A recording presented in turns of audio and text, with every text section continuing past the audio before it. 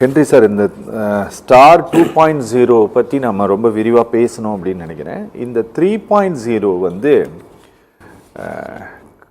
காகிதமில்லா ஆவணப்பதிவை இது செய்வதற்கு வழிவகுக்குது அப்படின்னு சொல்லுது. அது என்னட்டு எங்களுக்கு கொஞ்சம் தெளிவாக சொல்லுங்களேன் பார்ப்போம்.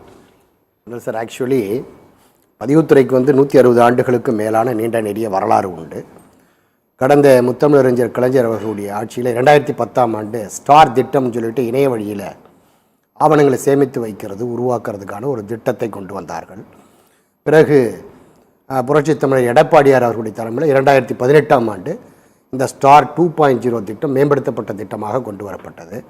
அதில் பல்வேறு குளறுபடிகள் குறைகள் இருக்கிறதை சுட்டிக்காட்டி கடந்த 2021, 22, 23 பிப்ரவரி ஆகிய மாநாடுகளில் அகில இந்திய ரியல் எஸ்டேட் கூட்டமைப்பின் சார்பில் இந்த பேப்பர்லெஸ் ப்ரெசன்ஸ்லெஸ் அப்படின்னு கொடுத்துருக்கக்கூடிய ஆவணங்களை வந்து பதிவு செய்கிறதுக்கு, அதாவது இப்போ ரிஜிஸ்டர் ஆஃபீஸில் ஒரு 100 ஆவணங்கள் பதிவாகிறது அப்படின்னு சொன்னால் 25 ஆவணங்கள் தான் பொதுமக்கள் அவங்களுடைய நிலங்களை வாங்கிறது விற்கிறது, அதேபோல் வீடுகளை செகண்ட் சேல் இரண்டாவது மறுக்கிரயம் வந்து நடைபெறக்கூடிய இனங்கள் வந்து செயல்படுகிறது. மீதம் இருக்கிற 75% நகர்ப்புறங்களில் ஃபஸ்ட்டு சேல் மனைகளை அபிவிருத்தி செய்திருக்கிற அபிவிருத்தியாளர்கள், அடுக்குமாடி குடியிருப்புகளையும் தனி வீடுகளையும் கட்டியிருக்கிற டெவலப்பர்ஸோட ப்ராஜெக்ட் தான் பெரும்பான்மை ஆகிறது. அதனால் இவர்களுக்கெல்லாம் நீங்கள் மேம்படுத்தப்பட்ட ஒரு ஆன்லைன் 3.0 திட்டத்தை கொண்டு வந்து அவர்களுடைய திட்டங்களின் அடிப்படையில் வழிகாட்டி மதிப்பு நிர்ணயம் செய்து அதுக்கு வந்து நீங்கள் ப்ராப்பராக ஒரு கோடு கொடுத்துடணும். என்னெல்லாம் அவங்க பிளாட் சேல் ஆகிட்டு இருக்கோ அவங்களுடைய அலுவலகத்தில் இருந்தே இப்போ நம்ம வந்து biometric video finger print recording system கொண்டு வந்துட்டோம். ஆதார் கார்டை வந்து லிங்க் பண்ணிட்டோம். அதை கைவிரல் பெருரேகை வச்சு உறுதி செய்துக்கலாம். ஓடிபி மொபைலில் வரும், அதை வச்சு உறுதிப்படுத்திக்கலாம். அந்த அடிப்படையில் இந்த திட்டங்களை கொண்டு வாங்கன்னு சொல்லிட்டு பதிவுத்துறை தலைவர் மரியாதைக்குரிய திரு சிவனருள் ஐஏஎஸ் அவர்கிட்ட தான், இப்போ அவர் டிஎன்பிசி மெம்பராக இருக்கார், அவர்கிட்ட இந்த திட்டங்களை வந்து விரிவாக நாங்கள் டீட்டெயில்டாக கொடுக்குறோம். அவர் தான் இந்த திட்டத்தை வந்து அரசுக்கு பரிந்துரை செய்து 2023ஆம் ஆண்டு ஒரு அரசு ஆணையை வந்து வெளியிடுகிறார்கள். அந்த அரசாணையின் அடிப்படையில் தான் இந்த திட்டம் உருவாக்கப்பட்டு தற்பொழுது நடைமுறைக்கு வந்திருக்கிறது. இதில் என்னென்னா பேப்பர்லெஸ் ப்ரெசன்ஸ்லெஸ் ரெண்டுமே கொடுத்துருக்குறாங்க. நேரடியாகவும் நீங்கள் சார்பதிவாளர் அலுவலகத்துக்கு செல்ல வேண்டியதில்லை, அதே போல் பேப்பர் இல்லாமையும் நீங்கள் டிஜிட்டல் வடிவிலேயே கூட இந்த ஆவணத்தை பதிவு 2 முறையும் கொடுத்துருக்காங்க. நீங்கள் பேப்பர் இல்லாமையும் கொண்டு பண்ணிக்கலாம், வித் பேப்பரோட ஸ்டாம்ப் பேப்பர் அதெல்லாம் உள்ளீடு செய்து அதனுடைய தகவல்களை பதிவேற்றம் செய்து அது எவ்வளோ ஸ்டாம்ப் பேப்பர் வச்சுருக்கீங்களோ அது போக விகுதி கட்டணத்தை செலுத்துறதுக்கு, அப்புறம் QR கோடு மூலமாக அந்த பற்றாக்குறைக்கான கட்டணத்தை ஒரு லிமிட் கொடுத்து அதுக்குள்ளே செலுத்துறதுக்கு இந்த திட்டங்களை எல்லாம் அதில் உள்ளடக்கி கிட்டத்தட்ட ஒரு 18 ஆவணங்களை வந்து பதிவு செய்கிறதுக்கான ஒரு திட்டத்தை கொண்டு வந்திருக்கிறார்கள். அப்போ புதியதாக டெவலப்பர்ஸ் உருவாக்கக்கூடிய அந்த அடுக்குமாடி குடியிருப்புகள், அப்புறம் மனைவி பிரிவு, அப்புறம் வந்து அக்ரிமெண்ட் பண்ணுறது, அப்புறம் லீஸ் டீடு அதை பண்ணுறது, அது மட்டும் இல்லாமல் நீங்கள் பொசிஷன் ரைட்ஸோடு அடமான கடன் பத்திரம் கொடுப்பாங்க, அது சுவாதீனத்தோடு சேர்த்து கொடுக்கறது, அப்புறம் சுவாதீனம் இல்லாமல் கொடுக்கறது, அப்புறம் MODT memorandum of deposit of title deed, அது இப்போ வங்கி கடனுக்காக வாங்கக்கூடிய ஆவணங்களை ஒப்படைக்கிறது, அதுக்கான பரிசல் ரசீது, இந்த மாதிரி கிட்டத்தட்ட ஒரு 18 திட்டங்களை, அப்புறம் ஈஸியாக இணையதளம் வாயிலாகவே பார்த்துக்கிறது, மேரேஜ் சர்டிஃபிகேட்டை பொண்ணோட பேர் பையனோட பேர் அந்த திருமண டேட்டெல்லாம் உள்ளீடு செய்தே பண்ணிக்க முடியும். அப்புறம் இன்கம் ரன் சர்டிஃபிகேட்டை ஒரு கிராமத்தில் உள்ளது ஒவ்வொரு காலகட்டத்திலையும் பல்வேறு அலுவலகங்கள் இருக்கும், அந்த கிராமங்களின் அடிப்படையில் எடுக்கிறது. அப்புறம் ஆவண எண்ணை குறிப்பிட்டு அதுக்கு முந்தைய ஆவணங்களுடைய விவரங்கள் பிந்தைய ஆவணங்களுடைய விவரங்கள்லாம் வரக்கூடிய அளவுக்கு கொஞ்சம் அட்வான்ஸ்டாக ஒரு தொலைநோக்கு பார்வையோட ஒரு சிறந்த தொழில்நுட்பத்தை வந்து பயன்படுத்தி இதை வந்து இந்த திட்டத்தை உருவாக்கி கடந்த 22ஆம் தேதி நடைமுறைக்கு வந்து கொண்டு வந்திருக்காங்க. சோதனைக்காக ஒரு 3 மாதங்களுக்கு மேலாக மாவட்டத்துக்கு 1 மண்டலத்துக்கு 1ன்னு எல்லாம் செயல்படுத்தப்பட்டு தற்பொழுது எந்த நேரத்திலும் எந்த இடத்திலும் இருந்து ஆவணம் சமர்ப்பிக்கும் வசதி, அது எல்லை வந்து இந்தியாவுக்குள்ளே கொடுத்துருக்காங்க. இந்தியாவுக்குள்ளே எங்கிருந்தும் எந்த நேரத்திலும் வந்து உலக அளவில் இல்லை, இந்தியாவுக்குள்ளே இந்தியாவினுடைய எல்லைகளில் எங்கிருந்து வேணாலும் ஒருத்தங்க தமிழ்நாட்டுக்குள்ள வந்து அவங்க ஒரு ப்ராப்பர்ட்டி வாங்குறாங்க அப்படின்னா அதை பண்ண முடியுமா? ஆமாம், ஏற்கனவே நம்ம நிர்மலா சீதாராமன் வந்து சொல்லியிருக்காங்கல்ல, ஒரே நாடு ஒரே சொத்து ஒரே பதிவுன்னு திட்டம் கொண்டு வந்திருக்காங்க. அதுக்கு இது வழிவகுக்கும்னு நான் நினைக்கிறேன். நம்ம அதை குறித்து நம்ம அரங்கம் பேசியிருக்கிறோம். ஸோ அது இந்தியாவினுடைய எல்லைகளுக்குள்ளே இருந்து எங்கே இருந்தும் எந்த நேரத்திலும் நம்ம வந்து பதிவு செய்யலாம். ஆனால் முதல் வேலை நாட்களில் அதை வந்து சரியாக இருக்கும் பட்சத்தில் உறுதிப்படுத்திட்டு அதுக்கு தீர்வு ஏற்படுத்திடணும். ஒருவேளை அவங்க தீர்வு ஏற்படுத்தலைன்னா 2வது நாள் வந்து அவங்க பதிவுக்கு லாகின் ஓப்பன் பண்ணால் அந்த சப் ரிஜிஸ்டர் ஓப்பன் ஆகாது. ப்ரீவியஸ் இருக்கிற டாக்குமெண்ட்லாம் கிளியர் பண்ணாதான் அது வரும் அப்படிங்கிற ஒரு திட்டத்தை தொலைநோக்கு பார்வையோடு கொண்டு வந்திருக்கிறார்கள். அது வந்து வரவேற்க வேண்டிய திட்டம் தான். மேலோட்டமாக இருந்து நீங்கள் பார்க்கும் பொழுது அது சாதகமா பாதகமா அப்படின்னு சொன்னீங்கன்னா முழுக்க முழுக்க சாதகம் தான். நேரம் காலத்தை வந்து வீண் விரயத்தெல்லாம் தடுக்கும். அப்புறம் அவங்க பெரும்பான்மையாக என்ன சொல்கிறாங்க, சார்பதிவாளர்கள் வந்து லஞ்சம் வாங்குறாங்க, அந்த லஞ்சத்தை வந்து இனி கொடுக்க வேண்டிய அவசியமே இருக்காது அப்படின்லாம் சொல்கிறாங்க. அது எந்த வகையில் வந்து சாத்தியம் அப்படி தெரியல. ஏன்னா மேலே தலை சரியாக இருந்தால் தான் கீழே சப்ரிஸ்டார்லாம் சரியாக இருப்பாங்க. தலையே காசு வாங்கிட்டு தான் அதை பதிவு செய்யும்பொழுது அப்புறம் கீழே சார்பதிவாளர்கள் வந்து அதில் ஏதாவது காரணங்கள் சொல்லி அவங்க ரெஃப்யூசல் போட்டாங்கன்னா அதை நாங்கள் நோட் பண்ணிப்போம். அதுக்கு வந்து ஒரு எம்ஐஎஸ்னு ஒரு நிர்வாகிகளை வந்து மேனேஜ்மெண்ட்டு ஆக்சுவலி இன்ஃபர்மேஷன் அந்த இதெல்லாம் சிஸ்டம்லாம் வச்சுருக்குறோம், மேலாண்மை தகவல் இதெல்லாம் நாங்கள் ஃபாலோ பண்ணுவோம், நடவடிக்கை எடுப்போம்லாம் சொல்கிறாங்க. அது எல்லா சிஸ்டமும் சரியாக இருக்கும் நடைபெறும் அப்படின்னு சொல்லிட்டு ரைட் பர்சன் ராங் டிபார்ட்மெண்ட்டில் ஹெச்ஓடியாக இருந்து இதை பண்ணியிருக்கிறதா தான் நான் பார்க்குறேன். பட் அது நடைமுறைக்கு வரும்பொழுது தான் அதில் என்ன சாத்தியக்கூறுகள் இருக்கிறது அப்படிங்கிறதெல்லாம் பார்க்கணும்.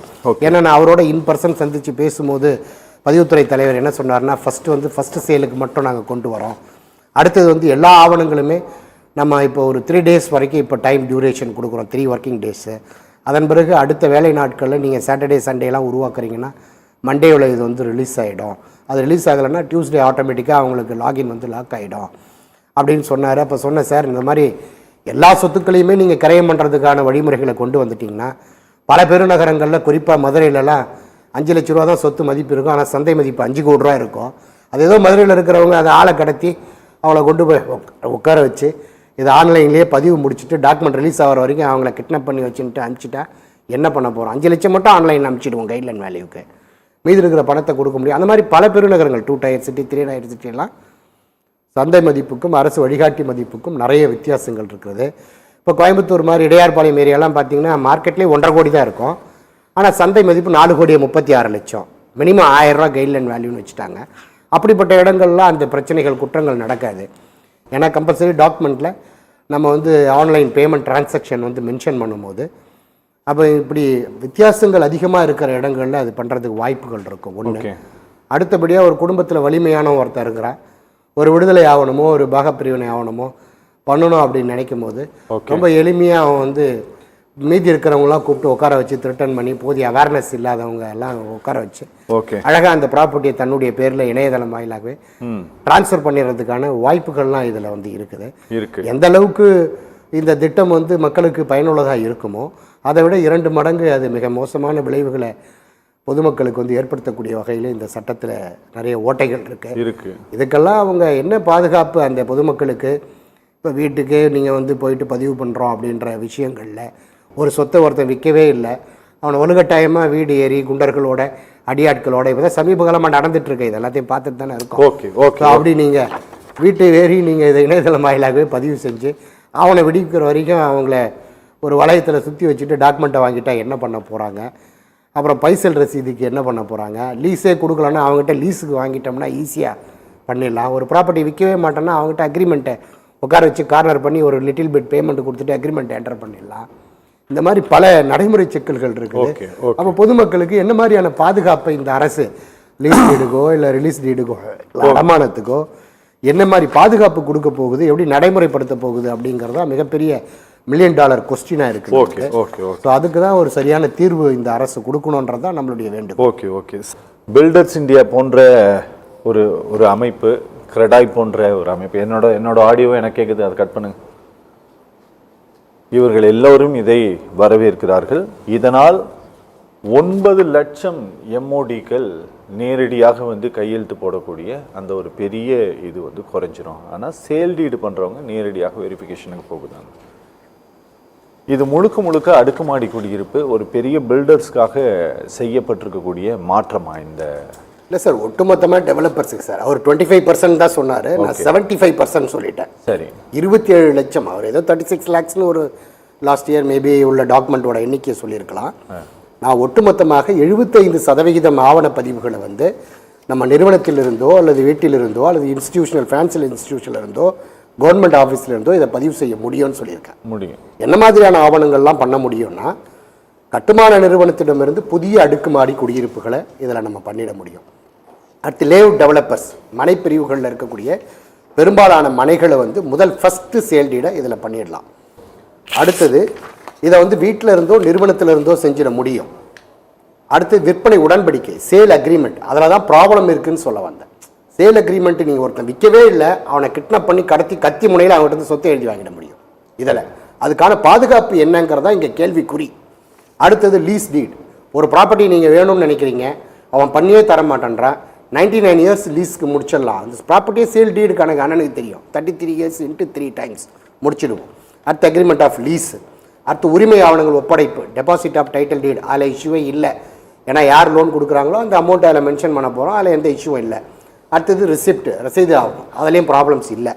அடுத்தது பொசிஷனோட அடமான கடன் பத்திரம். ஒருத்தர் அடமானம் கொடுக்குறான், அவனுக்கு என்னன்னே தெரியாது, வித் பொசிஷன் போட்டு நம்ம போய் பொசிஷன் ரைட்ஸ் எடுத்துக்கலாம், அனுபவத்தை எடுத்துக்கலாம். அதுக்கான அடமான கடன் பத்திரம். அப்புறம் மேல் ஈடு அடமானம், அதையும் போட முடியும் அதில். அடுத்து சுவாதீனம் இல்லாத மேல் ஈடு அடமானம். அடுத்தது அறக்கட்டளை, ட்ரஸ்ட்டு, அதை பற்றி தான் அண்ணன் டீட்டெயிலாக பேசிட்டாங்க. இப்படி பொதுமக்கள் வருகை இல்லாத இந்த ஆவணங்களை எல்லாம் இவங்க நீங்கள் ப்ரெசன்ஸ் லிஸ்ட்டில் வந்து பதிவு செய்கிறத கொடுத்துருக்காங்க. ஸோ இதெல்லாம் சாதகம் இருக்குது, இதெல்லாம் பாதகம் இருக்குது. ஏன்னா சாதகம் எதுங்கிறத ப்ராக்டிக்கலாக நான் மக்களாக களத்தில் நிற்கிறேன். இது மேக்ஸிமம் இதனுடைய ரெப்ரசன்டேஷனை டீட்டெயில்டாக நான் தான் முன்னாள் பதிவுத்துறை தலைவர் திரு சிவனூர் ஐஏஎஸ் அவர்களோட நீண்ட நெடிய நாட்களாக நான் டிஸ்கஸ் பண்ணி இதெல்லாம் ரெப்ரசன்டேஷன் கொடுத்தது. ஸோ இதெல்லாம் இப்படி சாதகமாக இருக்குது, இதெல்லாம் பாதகமாக இருக்குதுன்னு நம்ம சொல்கிறோம். இதனால் காமன் பீப்புளுக்கு சார், அவர்கள் இந்த இந்த திட்டத்தின், இந்த ஸ்டார் 3.0 திட்டத்தின் மூலமாக அவர்களுக்கான வேலையை அவங்க எப்படி எளிமையாக செஞ்சுக்க முடியும் சார்? இல்லை, நிச்சயமாக காமன் பப்ளிக் நேரடியாக செய்ய முடியாது சார். இது முழுக்க இது எல்லாமே ஒன்று ஃபினான்சியல் இன்ஸ்டிடியூஷன் செய்ய வேண்டிய வேலை, இன்னொன்று டெவலப்பர்ஸ் கம்பல்சரி. நாங்கள் எல்லாமே லீகல் ஒப்பீனியன் பார்க்கறதுக்கு, டாக்குமெண்ட் அடிக்கிறதுக்கு ஆல்ரெடி ஆஃபீஸில் சின்ன பில்டர்லேருந்து பெரிய பில்டர் வரைக்கும் ஒரு கேட்டகரி வைஸாக சம்பளத்துக்கு ஸ்டாஃப் போட்டு தான் வச்சுருக்கிறோம்.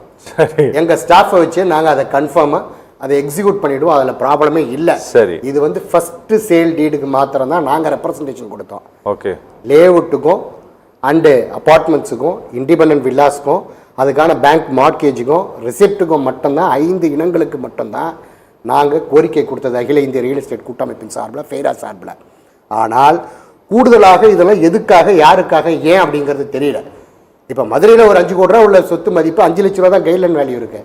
அவன் கொடுக்கவே மாட்டேன்னா அவனை கூட்டிகிட்டு வந்து 1 லட்ச ரூபா ஒரு டிரான்சாக்ஷனை போட்டு ஒரு அக்ரிமெண்ட்டை போட்டுட்டு அவன் கதெல்லாம் கோர்ட்டில் போயிட்டு ஸ்பெசிஃபிக் பர்ஃபார்மன்ஸ் விட்டான்னு அட்வொகேட்டு போட்டு ரிஜிஸ்ட்ரேஷன் பண்ணிட்டு போயிட்டே இருக்கலாம். கோயம்புத்தூரில் 5 கோடி ரூபா சொத்து மதிப்பு 10 லட்சம் 20 லட்சம் கைட்லைன் வேல்யூ. 1 லட்ச ரூபா அட்வான்ஸ் கொடுத்துட்டு அக்ரிமெண்ட்டை என்டர் பண்ணிவிட்டு கோர்ட்டில் போட்டு ரிஜிஸ்ட்ரேஷன் பண்ணிட்டு போயிடலாம். இதெல்லாம் பொதுமக்களுக்கு மிகப்பெரிய அளவில் பாதிப்பாக இருக்குதுன்னு சொல்கிறேன் சார். கட்டுநர்களுக்கு இது யதார்த்தமாக யாரும் அதை மறுக்க முடியாது சார். அதாவது இந்த பிரச்சனைகள் இருக்கிறது. என்னன்னா இந்த சட்டத்தை கொண்டு வந்திருக்கிறார்கள். அண்ணன் நீங்கள் ஒரு வாரத்தில் விவரம் தெரிஞ்சவர் ஒரு ஆவணம் கூட பதிவு செய்யலைன்னு அண்ணன் சார்ஜ் பண்ணாரு. என்னன்னா 3 மாதங்களுக்கு இது சோதனைக்காக இந்த திட்டம் கொண்டு வந்திருக்கிறார்கள். சரி, ஸோ இது வந்து ப்ராக்டிஸ் ஆகணும், பழகணும், அலுவலர்களும் பழகணும், எங்களுடைய நிறுவனங்களும் பழகணும், அரசு நிறுவனங்களும் பழகணும். எந்த ஒரு திட்டமும் வரும்பொழுது உடனே அதை நம்ம நடைமுறைக்கு ஃபுல் ஸ்விங்கில் இறக்கிட முடியாது, கற்றுக்க முடியாது. எல்கேஜி ஸ்டார்ட் பண்ணி தான் கல்லூரி முடிக்கிறோம். அந்த மாதிரி இதில் இருக்கக்கூடிய நடைமுறை சிக்கல்கள் எதெல்லாம் வந்து நீக்கணும், சேர்க்கணும், குறைக்கணும், கூட்டணுங்கிறத, மாற்றி அமைக்கணுங்கிறத, ப்ராக்டிக்கல் டிஃபிகல்ட்டிஸ் எப்படி இருக்குது, இப்படி புகார்கள்லாம் எப்படி வருதுங்கிறது அடிப்படையில் இதெல்லாம் நீக்கணுங்கிறதா என்னை பொறுத்த வரைக்கும் ஃபஸ்ட்டு சேல். நீங்கள் தாராளமாக நீங்கள் அப்பார்ட்மெண்ட்ஸையும் லேஅவுட்டையோ பண்ணலாம். அப்புறம் அதுக்கான மார்க்கேஜ் டீட் கட்டாயம் பண்ணலாம், ரெசிப்ட் பண்ணலாம், அதில் எந்த பிரச்சனையும் இல்லை. அதே போல் அரசு இன்ஸ்டிடியூஷனுடைய கட்டிடங்களை பண்ணலாம். கூட்டாண்மை கலைதல்னு ஒரு செய்தி வெளியீட்டில் பார்த்தேன். பார்ட்னர், நான் அண்ணன் பார்ட்னராக இருக்கிறோம், அவர் வலிமையாக இருக்கிறாரு, என்ன மிரட்டி வெளில அமைச்சிட்டாருன்னா என்ன பண்ணுவீங்க? ஒன்றும் பண்ண முடியாது. அதே இது ஆன்லைன்லேயே பண்ணலாம். ஆமாம், அதெல்லாம் தவறு. கூட்டாண்மை செய்தி வெளியீட்டில் இருந்தது, ஆனால் சுற்றறிக்கையில் இல்லை. ஸோ அதுக்கும் அது ஒரு கிளாரிஃபிகேஷனே கிளாரிட்டி இல்லாமல் இருக்குது. ஸோ இதெல்லாம் நம்ம தொலைக்காட்சியில் அரசு குறை சொல்லணுன்றது நோக்கம் இல்லை. இதெல்லாம் பிரச்சனைகள் இருக்குது, இதெல்லாம் சாதகம் இருக்குது, இதெல்லாம் பாதகம் இருக்குது. தயவுசெய்து இதெல்லாம் தெரிஞ்சுக்கிட்டு ப்ராக்டிக்கலாக நடைமுறைக்கு கொண்டு வாங்கியா, மாற்றி அமைங்கன்றது தான் நம்மளுடைய நோக்கம். அதே போல் இந்த அசல் ஆவணத்துக்கு வந்து மசோதா நீங்கள் லாஸ்ட் இயர் ஏப்ரலில் வந்து தாக்கல் பண்ணி இப்போ நடைமுறை கொண்டு வந்திருக்காங்க. இது தேவையற்ற ஆணியை பிடுங்கிறதா தான் நான் பார்க்குறேன். ஏன்னா ஏற்கனவே நமக்கு உச்சநீதிமன்றம், உயர்நீதிமன்றம்லாம் வழிகாட்டுதல்கள் நீங்கள் அரசிடம் இருக்கிறது, பதிவுத்துறையிடம் இருக்கிறது, ஒவ்வொரு பொதுமக்களிடமிருந்தும் பதிவு கட்டணமாக 2% வாங்குறாங்க. எதுக்காகனா அந்த ஆவணங்களை பாதுகாத்து வைக்கிறதுக்கு தான். அவங்கக்கிட்ட இருக்கிறது பப்ளிக் டாக்குமெண்ட். எவ்ரி இண்டிவிஜுவல் கிட்ட, பர்ச்சேசர் கிட்ட, காமன் பப்ளிக் கிட்ட இருக்கிறது எல்லாமே ப்ரைவேட் டாக்குமெண்ட். அதில் எதை வேணாலும் நீங்கள் எடிட் பண்ணலாம், மாடிஃபை பண்ணலாம், எதை வேணாலும் செய்ய முடியும். அப்போ ஒரு ஆவணம் மிஸ் ஆகிடுச்சுனாவே போலீஸ் ஸ்டேஷனில் கம்ப்ளைண்ட் கொடுத்தா அவன் நேரடியாக சப் ரிஜிஸ்டர் ஆஃபீஸ் கிட்ட தான் சர்டிஃபிகேட் காப்பி போட்டு அவன் அட்டஸ்டேஷன் கொடுத்தா தான் ஏற்றுக்கிறான். நீதிமன்றத்தில் வழக்குக்கு போனால் எது ஃப்ராட்லண்ட்டு எது உண்மைன்றதை தெரிஞ்சுக்கிறது கூட நீங்கள் நேரடியாக சம்மந்தப்பட்ட சார்பதிவாளர் அலுவலகத்தில் தான் நீங்கள் காப்பி போட்டு அவங்களோட அட்டஸ்டேஷனோட தான் தாக்கல் பண்ணி அந்த ஆவணத்தின் அடிப்படையில் தான் நீ தீர்ப்பு சொல்கிற. அப்படி இருக்கும் பொழுது பப்ளிக் டாக்குமெண்ட் அடிப்படையில் நீங்கள் அதை பதிவு செய்யணும் அப்படிங்கிறத நோக்கம். 2000 ஸ்டார் திட்டம் கொண்டு வந்தாங்க, 18 20 கொண்டு வந்தாங்க, இப்போ 30 கொண்டு வந்திருக்காங்க. இப்போது நமக்கு 2000 வரைக்குமே எழுதி கொடுக்குறவங்க மட்டும்தான் கையெழுத்து போடணும். 2000 அக்டோபருக்கு பிறகு 2 பேரும் கையெழுத்து போடலாம். பிறகு 2 பேருடைய புகைப்படம் ஓட்டுறது. பிறகு நீங்கள் 12ஆம் ஆண்டிலிருந்து நீங்கள் biometric video finger print recording system வந்துடுச்சு. அட்லீஸ்ட்டு இந்த 2000க்கு பிறகாவது வாங்கி கொடுப்பவர், வாங்கி எழுதுபவர், பெறுபவர் 2 பேருடைய விவரங்களும் வித்து புகைப்படத்தோடு இருக்குது. அதை மட்டுமாவது நீங்கள் வந்து இந்த ஒரிஜினல் டாக்குமெண்ட் வந்து தேவையற்ற ஆணி பிடுங்குற கதை. ஏன்னா பதிவுத்துறை சட்டப்பிரிவு 35 அண்ணன் சொன்னார், ABCன்னு 3 பிரிவு இருக்குது. இதில் புத்தி சுவாதீனம் இல்லாதவன், மந்தன், முட்டாள், மைனர், சுயநலம் இல்லாதவன், இவன் எழுதி கொடுக்குறத மட்டும்தான் நான் பதிவு செய்ய மாட்டேன்னு மறுக்கணும். மற்றபடி எந்த ஆவணத்தை எழுதி கொடுத்தாலும் பதிவு செய்யணும். ஸோ இவங்க கொண்டு வர சுற்றறிக்கை முழுக்க முழுக்க பதிவுத்துறையினுடைய சட்ட திட்டங்களுக்கு எதிராக இருக்கிறது. ஓகே. ஸோ இது எப்படி முரண்பாடாக இருக்குது? நீதிமன்றத்துக்கு போனால் இப்போ எப்படி ஏற்கனவே 77A(b) கொண்டு வந்தார்களோ அதை எப்படி ஏற்கனவே இடைக்கால தடை விதித்து நிரந்தரமாக அந்த சட்டத்தையே ரத்து செய்தார்களோ அதுபோல தான் இந்த அசல் ஆவணம் காட்டுற சம்பவமும் நடக்கும்னு நான் நினைக்கிறேன். ஏற்கனவே உயர்நீதிமன்றம் உச்சநீதிமன்றத்துடைய உத்தரவு அடிப்படையில் கூடுதல் பதிவுத்துறை தலைவர் 4420 ஒரு சர்க்குலர் போட்டாங்க. அந்த சுற்றறிக்கையில் என்ன சொல்லிட்டாங்க? ஒருத்தர் டாக்குமெண்ட் வந்து ப்ரெசென்ட் பண்ணாருன்னா நீ அவர்கிட்ட ஒரிஜினல் கேட்காத, உண்மைத்தன்மையை பார்த்துக்க, உங்கள்கிட்ட பதிவுத்துறையில் சேமித்து வச்சிருக்கிற ஆவணத்தை பாரு, சரியாக இருக்கும் பட்சத்தில் பதிவு செஞ்சுட்டு போன்னு தான் சொல்கிறாங்க சுற்றறிக்கை 4420 லாஸ்ட் இயர் போட்ட சுற்றறிக்கையில். அப்படி இருக்கும் பொழுது இப்போ நீங்கள் ஒரிஜினல் டாக்குமெண்ட்டை காட்டணுங்கிறது இது தேவையற்ற ஆணியை பிடுங்கிறது. ஏன்னா இந்தியாவில் எந்த எல்லையில் இருந்தோ எங்கே இருந்தோ எந்த நேரத்திலும் ஆன்லைனில் பதிவு பண்ணலாம். டெல்லியிலேருந்து நான் ஒரிஜினல் டாக்குமெண்ட்டை எடுத்துக்கிட்டு இங்கே வந்து ரிஜிஸ்டர்ட்டை காட்டிட்டு போகணுமா? இது தேவையற்றது. அப்போ உங்ககிட்ட இருக்கிற டாக்குமெண்ட் எதுக்கு? அப்போ நீங்கள் எதுக்கு 2% ஃபீஸ் வாங்குறீங்க? புரியுது. இப்போ அது மட்டும் இல்லாமல் பினாமி சட்டங்களை ஊக்குவிக்கும். இது 5 லட்சம் 10 லட்சத்துக்கு ஒருத்தன் பேரில் சொத்தை வாங்கிடுவான். அது 5 கோடி 10 கோடி மதிப்பு இருக்கும். ஒரிஜினல் நான் வச்சுப்பேன், ஒரிஜினல் இருந்தால் தான் நீ போய் விற்ப. அப்போ பினாமிகள் தானாக உருவாக்குறதுக்கு இந்த சட்டம் வழிவகுக்குதா? ரைட். அடுத்தது கடன், நான் ஒருத்தனுக்கு 5 கோடி கொடுக்குறேன், ஒரிஜினல் டாக்குமெண்ட்டை மட்டும் வாங்கிக்கிட்டு 5 கோடி அவனுக்கு கொடுத்துருவேன். ஏன்னா ஒரிஜினல் இருந்தால் தான் நீ போய் அங்கே ரிஜிஸ்டர் பண்ண முடியும். அப்போ அரசுக்கு வர வேண்டிய மார்க்கேஜ் டீடுக்கான இழப்பு, பதிவு கட்டணம் இழப்புக்கு பதிவுத்துறையே வழிவகுக்குது. அடுத்தது தங்கம் காணாமல் போவதை விட அசல் ஆவணம் காணாமல் போடும். ஒருத்தர் வீட்டில் 5 பேர் இருக்கிறான், எவன் வலிமையானவனோ அவன் டாக்குமெண்ட்டை ஒழிச்சு வச்சுக்க போகிறான். எனக்கு நீ சொத்து விற்கணும்னா எனக்கு இத்தனை கோடி கொடு, இவ்வளோ % கொடுன்னு போகிறான். ஏன்னா ஒரிஜினல் டாக்குமெண்ட் இருந்தால் தான் நீ பதிவு பண்ண முடியும். ஸோ முழுக்க முழுக்க இந்த சட்டம் பல குற்றங்களை வந்து உருவாக்குகிறது, அதுக்கு வழிவகுக்கிறதுங்கிறத நான் ஏற்கனவே பல முறை சுட்டி காட்டிட்டேன். ஓகே. CMக்கு லெட்டர் எழுதிட்டேன், பதிவுத்துறை அமைச்சர், அறிவார்ந்த பெருமக்கள் இவர்கள் எல்லோருக்கும் நான் எழுதிட்டேன்.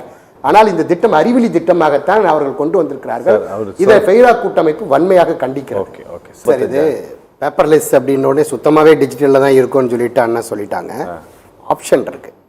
நீங்கள் வேணும்னா ஸ்டாம்ப் பேப்பர் 10 பேப்பர் வாங்கி வச்சுட்டு அதனுடைய நம்பரை உள்ளீடு பண்ணிவிட்டு நீங்கள் பிரிண்ட் எடுத்து வச்சுக்கலாம். சரி, இருக்கிற இடத்துல இருந்தே செஞ்சுக்கலாம். சரி, அதுக்கும் இதில் ப்ரொவிஷன் கொடுத்துருக்காங்க. இதில் நல்ல திட்டங்களெல்லாம் அண்ணன் பாராட்டினார். ஓகே, அதுக்கு அண்ணனுக்கு முதல்ல நான் பாராட்டுறேன். கொஞ்சம் சுருக்கமாக எனக்கு டைம் பாராட்டுறேன். ஏன்னா இந்த மையக்கணினி மூலமாக ரொம்ப எளிமையாக சான்றிதழ்கள் பெறக்கூடிய திட்டம் வந்து வரவேற்க வேண்டிய திட்டம். சரி, அப்புறம் நிறைய திட்டங்கள் அண்ணன் பட்டியலிட்டார், அதையே நான் பட்டியலிட விரும்பல. அடுக்குமாடி குடியிருப்பில் மறு விற்பனையில் சில பிரச்சனைகள் இருக்கு. எல்லா அடுக்குமாடி குடியிருப்புகளையும் கார் பார்க்கிங் லிஃப்ட்டும் இருக்காது. ஓகே, முன்னாடி இப்போ 2000க்கு முன்னாடி கட்டின அடுக்குமாடி குடியிருப்புகள்லாம் கார் பார்க்கும் கிடையாது, லிஃப்ட்டும் கிடையாது. அப்போ அதுக்கெல்லாம் இதில் வந்து குறைபாடுகள் இருக்கு. எல்லாமே நாங்கள் அசோசியேஷனாக சுட்டி காட்டியிருக்கிறோம் என்னெல்லாம் குறைகள் வேணும்னா பண்ணலாம், இல்லை நேராக போய் ரெகுலராகவும் பண்ணிக்கலாம். அப்படிதானே சார்? அதுவும் பண்ணலாம். நீங்கள்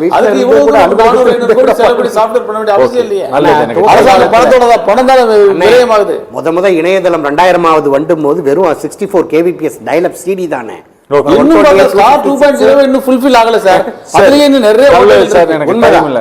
எடப்பாடியார் கொண்டு வந்தது இன்னும் முழுமை பெறல. அதுவே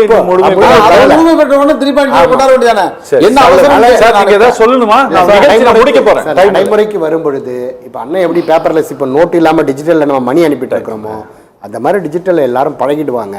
இதுல நல்ல திட்டங்களும் இருக்குது, பாதகமான திட்டங்களும் இருக்கிறது. அரசு அதை கவனத்தில் கண்டறிந்து ஓகே. மீண்டும் ஒரு முறை எங்களை போன்ற கூட்டமைப்புகளை சங்கங்களை அழைத்து பேசி இதை சரி செய்யறதுக்கு அரசு முன் வரணும்.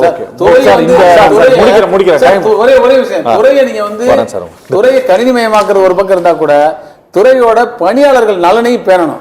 அதுல ஏஐஜி டிஐஜி மன அழுத்தத்தால செத்துருக்காங்க. பணி முடிஞ்சது இல்ல. ஒரு டாக்குமெண்ட் ரைட்டர் வருத்தத்தோட போட்டிருக்காங்க, ஐயா வணக்கம், தொழில் சார்ந்த உரிமம் பெற்ற ஆவண எழுத்தர்களுக்கு தொழில் பாதுகாப்பு இல்லை. ஸ்டார் 3 சேர்ந்த வகுப்புகள் ஏதும் ஆவண எழுத்தர்களுக்கு அளிக்கப்படவில்லை. மேலும் டிடிடிபி சென்டர்களுக்கு கொண்டாட்டம். பாமர ஏழை விவசாயிகளுக்கு என்னவென்றே தெரியாமல் ஏமாற்று வித்தை உள்ளவர்கள் குடும்பத்தினர் அங்கத்தினர்களிடையே சொத்துக்கள் அபகரிக்கும் நிலை ஏற்படும். Citizen login star 3.0 முறைப்படுத்தப்படவில்லை.